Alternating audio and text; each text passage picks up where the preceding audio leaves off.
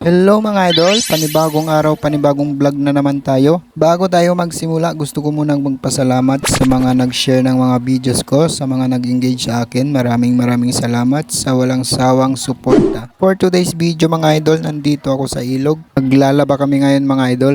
Ang sabi kasi ng mga malalaking content creator, na bawal daw mag-post ng video na naglalaba sa ilog dahil mapalo ka daw ni Lolo Tommy. So ngayon mga idol, susubukan ko na maglaba sa ilog kung totoo ba yung sinasabi ng mga malalaking content creator na mapalo daw ni Lolo Tommy.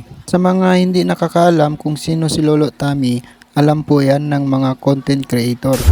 So ngayon maglaba na tayo, magsimula na tayo. Uunahin ko yung brief ko na napakamahal.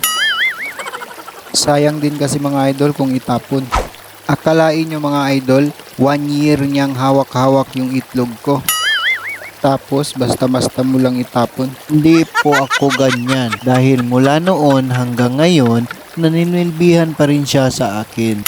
Kaya habang nabubuhay pa ako, susuotin ko yan. So natapos na ako mga idol, dito na naman ako. Tutulungan ko na naman yung asawa ko maglaba. Ito pala yung asawa ko. Kaway ka naman dyan, idol. Pakita mo yung pinaka-cute moves mo. Ikaw talaga ang pinaka-cute sa buong mundo. So habang naglalaba sila mga idol, sabay tawanan sila mga idol dahil makikita daw yung mga mukha nila doon sa vlog ko. Ito nga pala si Mami Kors, ang pinakamabait sa lahat. Kaway kami.